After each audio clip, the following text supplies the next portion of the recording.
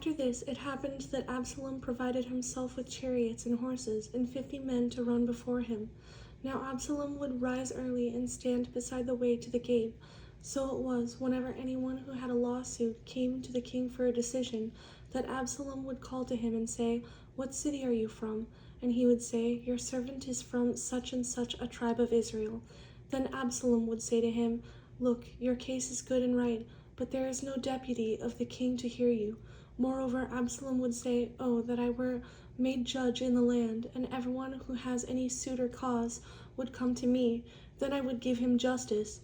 And so it was, whenever anyone came near to bow down to him, that he would put out his hand and take him and kiss him. In this manner Absalom acted toward all Israel who came to the king for judgment. So Absalom stole the hearts of the men of Israel.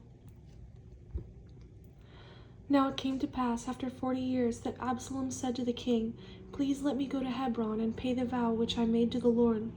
For your servant took a vow while I dwelt at Jeshurun in Syria, saying, 'If the Lord indeed brings me back to Jerusalem, then I will serve the Lord.'"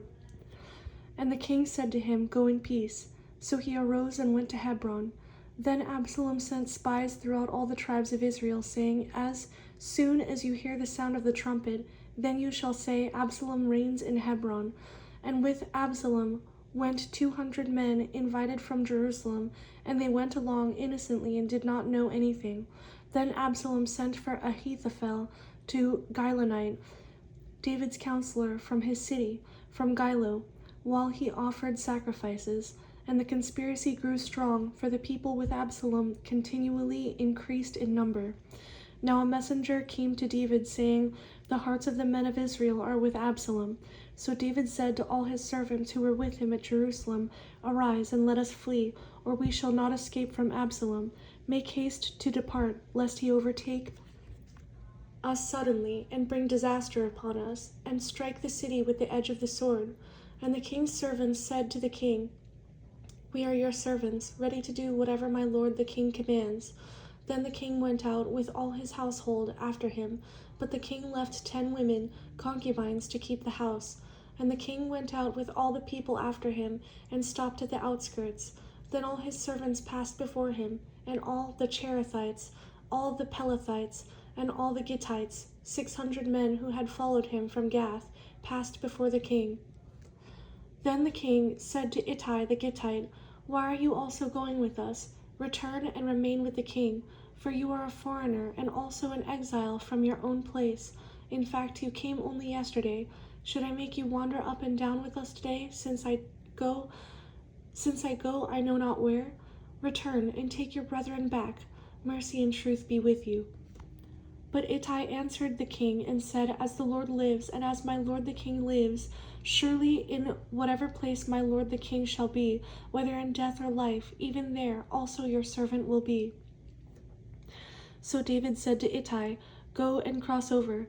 Then Ittai the Gittite and all his men and all the little ones who were with him crossed over, and all the country wept with a loud voice, and all the people crossed over. And the king himself also crossed over the brook Kidron, and all the people crossed over toward the way of the wilderness. There was Zadok also, and all the Levites with him, bearing the ark of the covenant of God.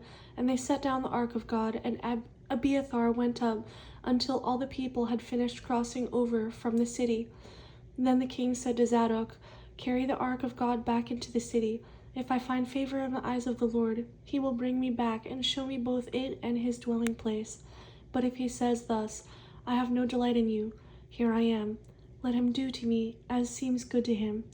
The king also said to Zadok the priest, "Are you not a seer?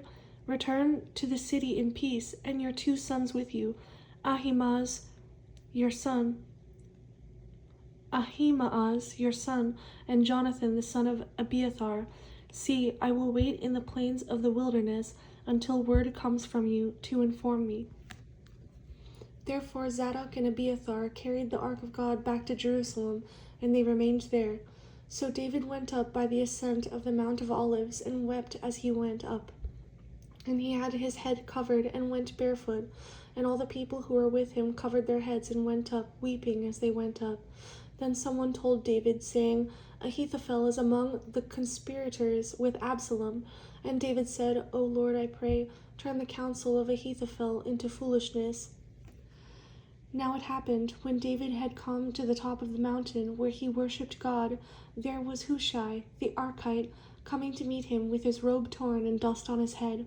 David said to him, If you go on with me, then you will become a burden to me.